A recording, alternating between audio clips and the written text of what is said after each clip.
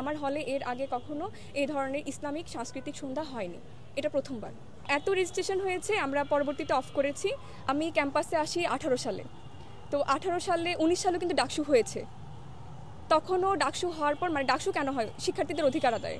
আর আমাদের ক্যাম্পাস হচ্ছে versatile, culturally আপনার ধর্ম, রিলিজিয়ান সব দিক থেকে আমরা হচ্ছে আমাদের ডাইভার্সিটি আছে।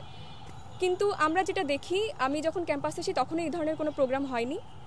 এরপর 19 সালে যে ডাকসু হয়েছে, সেই ডাকসুর সহযোগিতায় বা ডাকসুর আয়োজনে এরকম কোনো প্রোগ্রাম হয়নি। পরবর্তী সময়ে আমাদের যে হচ্ছে আপনার মোসাদ্দেক আগেই মেনশন করেছে, বটতলায় আমরা একটা কোরআন তিলাওয়াতের প্রোগ্রাম করতে চেয়েছিলাম, যেটার জন্য অ্যারাবিক ডিপার্টমেন্টকে শোকজ দিয়েছে। তো এই ধরনের প্রোগ্রামগুলো এর আগে হয়নি। তো আমাদের সৌভাগ্য এটাই যে 5ই আগস্ট মানে আমরা হচ্ছে একটা অভ্যুত্থান ঘটাতে পেরেছি, ফেসিজমকে আমরা উৎখাত করতে পেরেছি।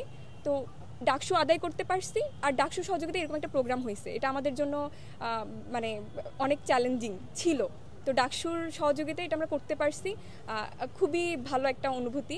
প্রথমবারের মতো আমরা এরকম একটা প্রোগ্রাম করতেছি। আমার হলে এর আগে কখনো এই ধরনের ইসলামিক সাংস্কৃতিক সন্ধ্যা হয়নি, এটা প্রথমবার হয়েছে। এর আগে যেটা ছিল সেটা ছিল সামান্য একটা তবারক দেয়া, বা হচ্ছে ধরেন ঈদে মিলাদুন্নবীতে একটা মিলাদ পড়ানো, এই ধরনের কালচারাল সেগমেন্ট যায় না। ইসলামিক সাংস্কৃতিক সন্ধ্যা হয়নি, এটা প্রথম।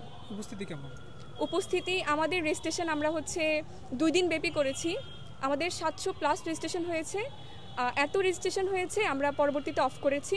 আর সবাইকে বলে দিয়েছি যে রেজিস্ট্রেশনের বাহিরে যারা আছে তারাও আমাদের প্রোগ্রাম উপভোগ করতে পারবে, আমরা উন্মুক্ত রেখেছি। তো আমাদের অডিটোরিয়াম একদম ফুল, বাহিরেও মেয়েরা ঘোরাঘুরি করতেছে, ছাত্রীরা সবাই খুব ভালোভাবে এনজয় করতেছে। আর এটা প্রথমবার, তো আমাদের আগ্রহ ওই ধরনেরই।